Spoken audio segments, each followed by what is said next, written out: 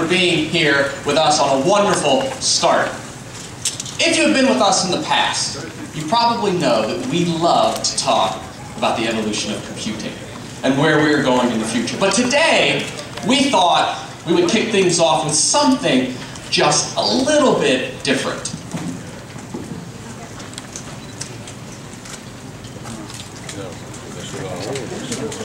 Tiggy mother.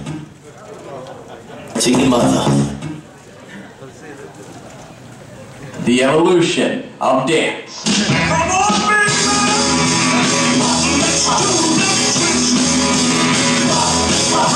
baby!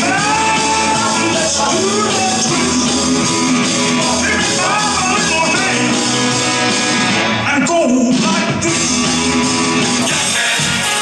There's a place you can go. I'll say your name. When you're short on your dough, you can't stay there. And I'll show you the fight.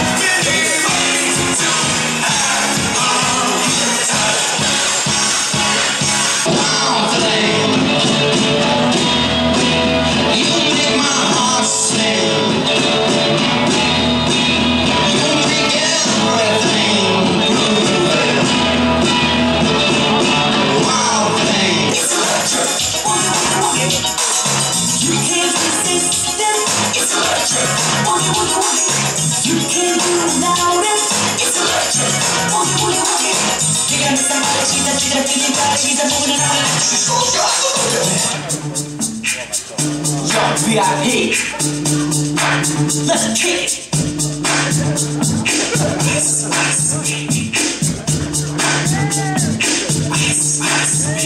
Oh, I stop. You can't touch this. You can't touch this. You can't touch this. You can't touch this. My music is so hard. That's what I'm saying. Oh my Lord, thank you for blessing me. What am I doing? And keep my music good. You know you're down. I see the whole way from the hotel, and I know it's such and this is good. Every day I'm shuffling.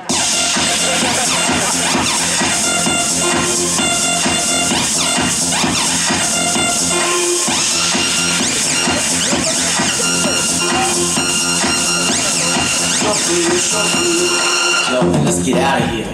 Word to your mother. Now to speak about the real evolution of computing, please welcome Lily Eden, Corporate VP and General Manager of Intel's PC Client Group.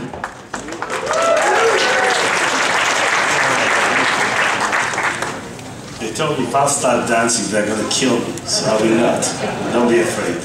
Good morning, everybody, and thank you for coming to the Ultrabook press conference. I appreciate the fact that you woke up early. When I look over there in the line, some of you still look sleepy, so I'll try to do my best to wake you up.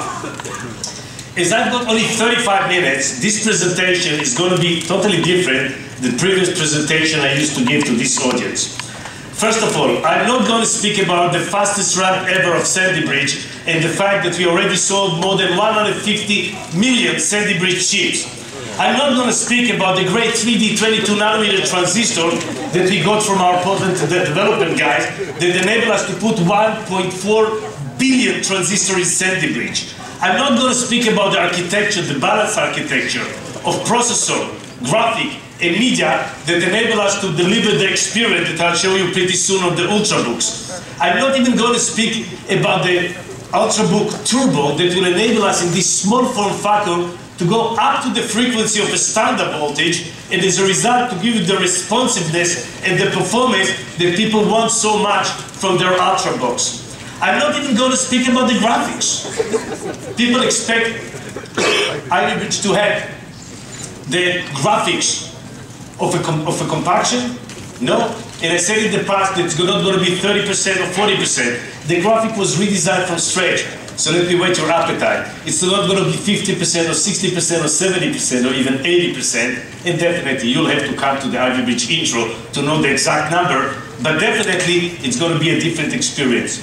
What I'm going to dedicate my presentation is about user experience.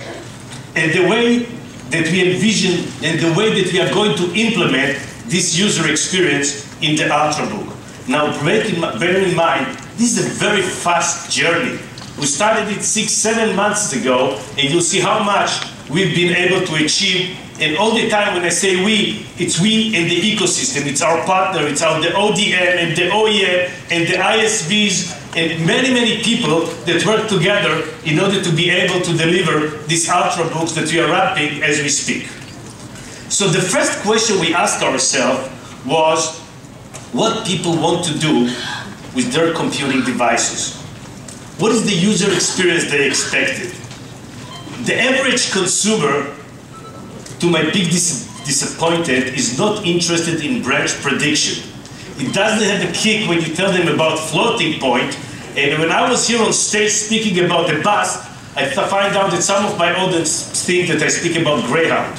No, this was supposed to be a joke. I'll explain it to you later on, people that don't get it. Because really, it's not a complicated one. I was expecting this audience to get it. Bus, not frequency, Greyhound, I'll explain later on. Never mind. The question that people ask is, what can I do with it? What is there for me? How would it help me to live my life better? In order to make it happen, actually we approached some of our guys. We've got anthropologists, sociologists, all these yeast that doesn't have computer engineering or double engineering degree, together with the marketing guys, to go and do a market survey, spend time with people, take picture of people, live their life together, figure out what they do, how they do it, what they need, and what they will need in the future. And these people came back to us and tell us what are the experiences that they believe people would like to have.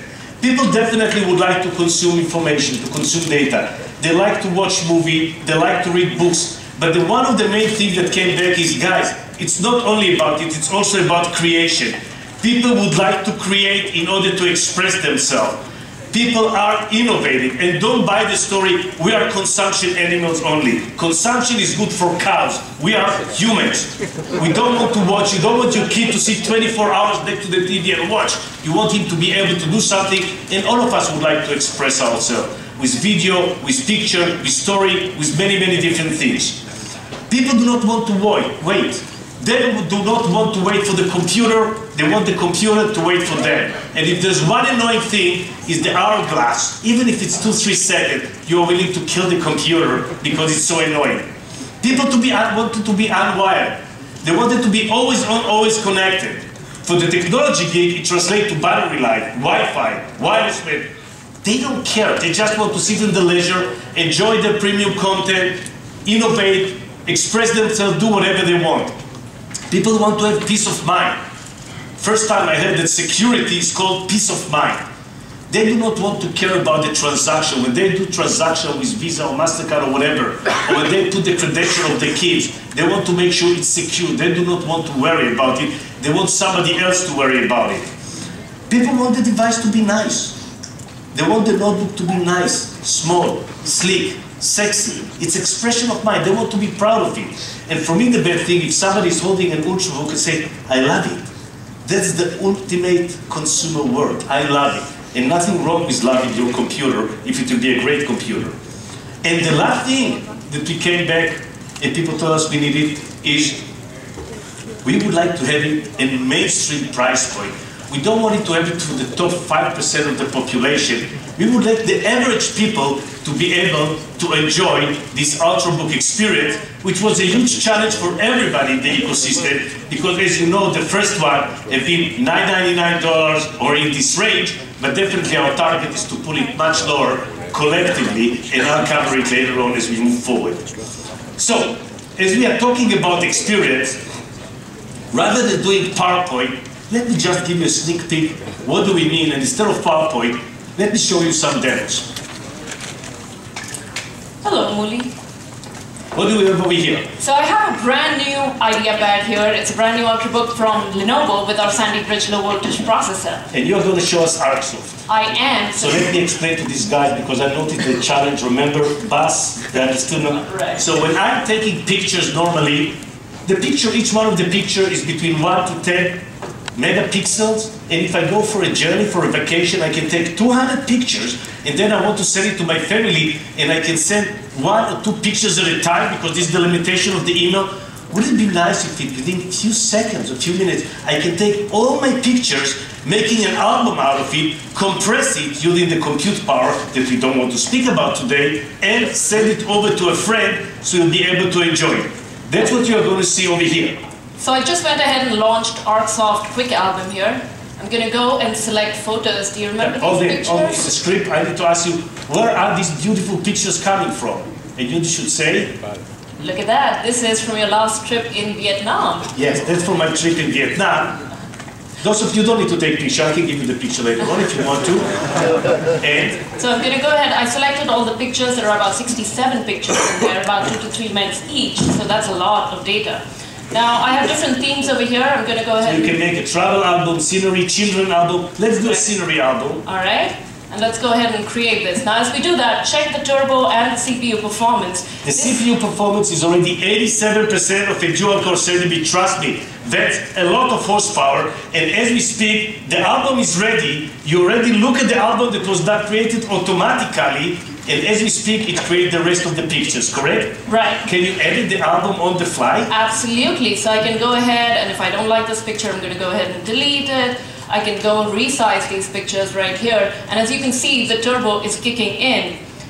Now, this is a lot of performance and responsiveness packed into this little machine here. And this ultrabook allows me to do is get that user experience out of my machine. But we said that we can send it to our family. Absolutely. So I can go ahead and send this as an email, and it's generating the email. And as you can see, this is only 2 megabytes. So we took all these 100 pictures, 1 to 3 meg each of the picture, we compress it, we created an album, and we can send it in an email, which is size of only 2 meg. This could really be interesting. Now, this is the place that I need to stop and you need to say, wow! Thank you very much, great presentation. Okay. This presentation I couldn't let the guy do, I want to do by myself. That's amazing. What you see over here is a demo by Hardrock that I was trying to show what is the meaning of performance. And what you see over here on this bridge is 4,500 wooden logs. In real time, we calculate the physics of each log, how each one of them is pushing the other one, and how it applies force to know the exact location of each one of them. Now, let's try to have the train, and I heard there was a rumor that the train has ultrabooks on it, which is a good reason to try to hijack the train. So, how about blowing the bridge? Yeah. So let's try. I don't know, I always, it's like a city. Where am I going to hit it? Okay, let's hit it here. And see what's happened to each one of the logs that I need to calculate the location real time. 1, 2, 3.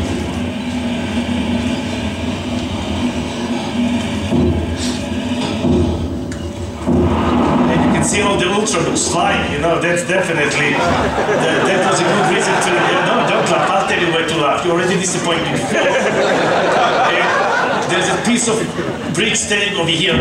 The important thing I'm trying to show is not only the base for a game for Hardrock, but the fact that actually real time, let me move away, real time, we can calculate the location of each one of these pieces, and we do it real time. For that you need the real compute power. And I'm waiting to see some of my competition trying to do these things. By the way, after you kill the bridge, you can continue to shoot him. It's fine. So, maybe I'll leave it. By the way, you still see the ultrabooks.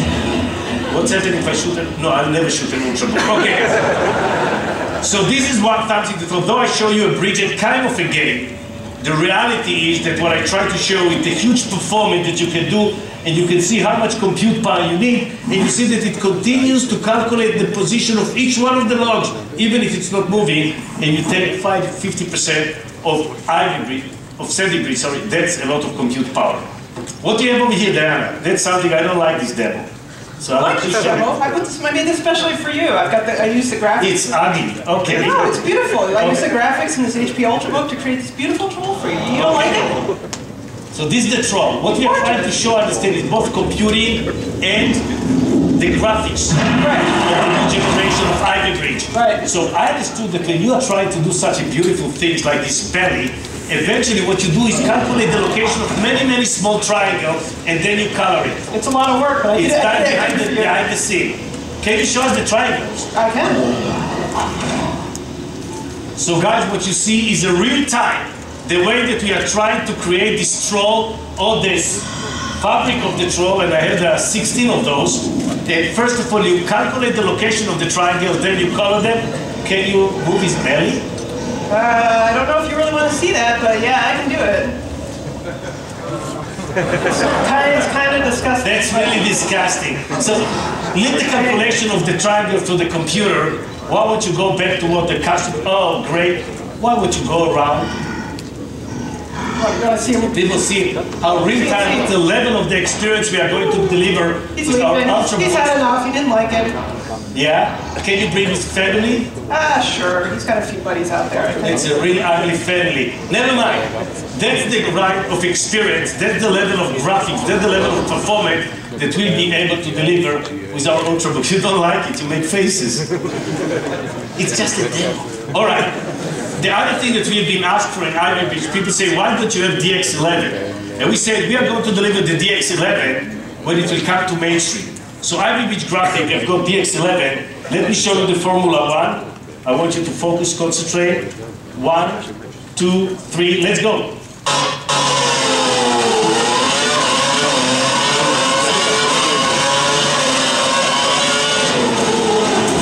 Now the interesting thing for you to notice that this is DX11 game.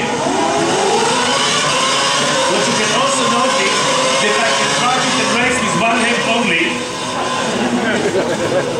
And the interesting thing about this game is that actually I can race without my hand at all because they're driving it from backstage. But never mind, it's good, but it's still a DX11, and I want all of you to see it because people were criticizing us, where are you going to deliver it? We are delivering it with Ivy Beach and with the ultrabooks. The other thing that we got a lot of feedback, actually it's one of the highest scoring information that we have, is about people who would like to have peace of mind. And the peace of mind translated to security. They read in the newspaper all the time about identity theft, about people coming and trying to join your bank account. You put in the credential of your kids and somebody gets into it. They say, we would like somebody to take care of it, and it's complicated. And what we are trying to do is to continue to develop more and more security into our systems so people will have this ease in mind.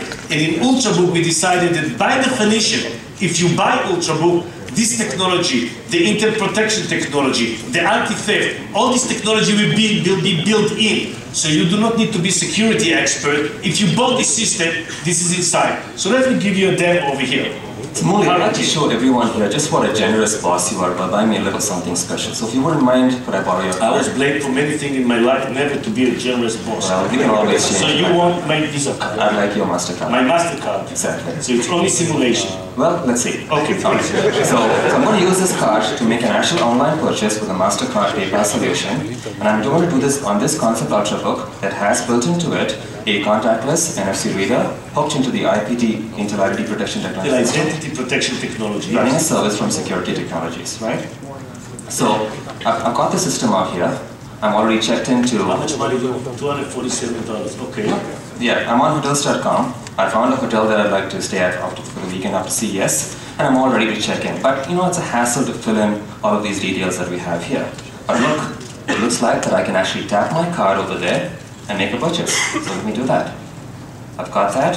I'm going to use my card over here, tap it, and then authenticate with the back end. You'll see all of my card details are filled in, my card number, my billing address. Everything was done automatically. So let me try to understand.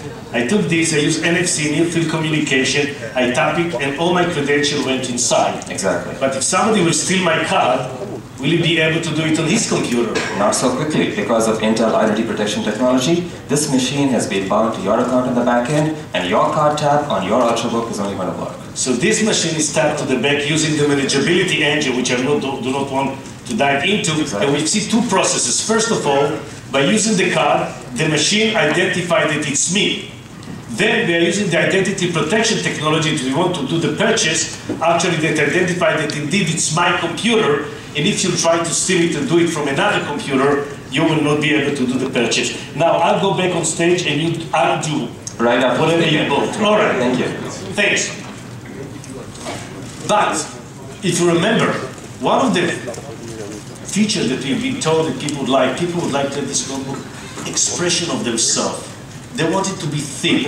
They want it to be a beautiful form factor, something that they'll be proud to take out. And I want to tell you that when we start working on these ultrabooks, the first impression whenever we gave it to somebody, including some of the press over here, was wow. And wow is not a technology word. Wow is a consumer word, which people say, yes, it's nice, and the next comment was, I want it. And these are the devices that we wanted to do. But the big challenge was that if you want to take a 32 or 40 millimeter notebook and translate it to 18 millimeter, and read my lips, 18 millimeters is only the beginning. There are many components that need to be redesigned or manufactured in high volume in order to be able to drive the cost down. So the first challenge, first of all, is the panel.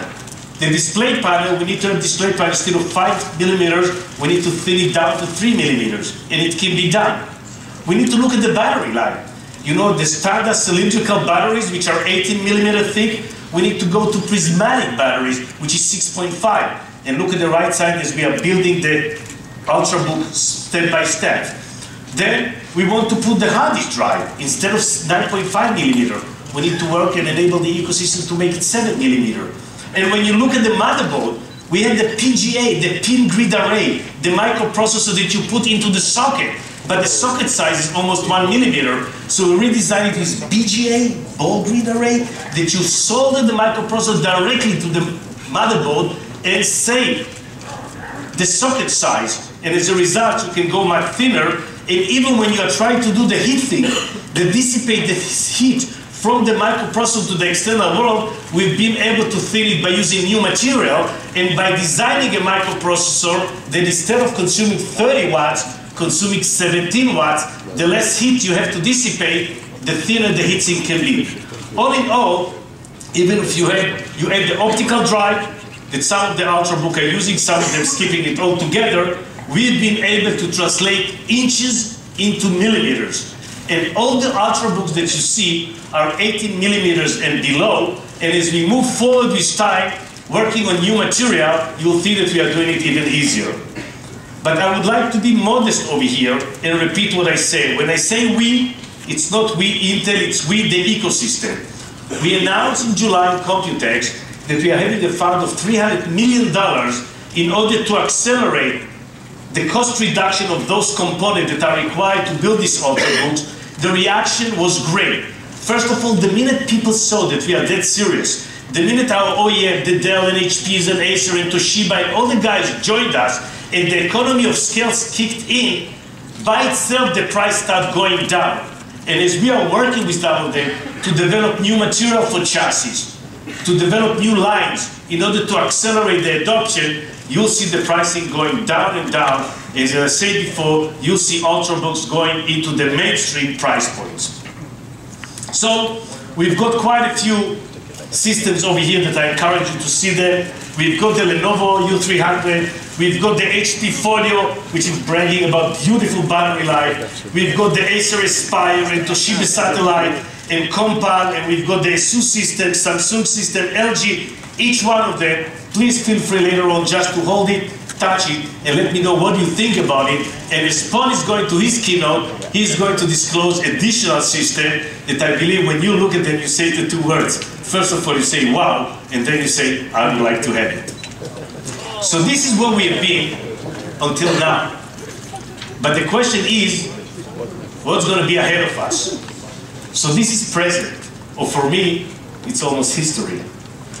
This is where we are going, and let me give you a sneak peek of some of the things that we are doing in order to add additional jazz into the ultrabook and make it even more compelling, meeting all the user experience that customer wants. First of all, if you're seeing what's happening in the computer industry, in the last 30 years, if you look at the performance, so you are trying to kind of equate performance to the number of transistors. In the last 30 years, the number of transistors grew up by 1,000,000%. 1,000,000%. But if you look at the user interface, the man-machine interface, we didn't do a lot. We didn't do a lot, by the way, because of two reasons. First of all, there was not enough innovation, but people do not recognize it. We didn't have enough compute power to do what we always knew that people would like to do. So it's not that there was not the innovation. There have been a lot of experiments, there have been a lot of things in the labs, but you didn't have the horsepower in order to bring it to mainstream, and you don't want to have a server in order to do some kind of a natural interface. So, you know, in the 70s, we've been dealing with DOS. The old guys over here, or let's say, no, you don't say old anymore. The experienced guys in this audience remember that they were working with DOS, and as you know, I used to say it many times, DOS was very user-friendly.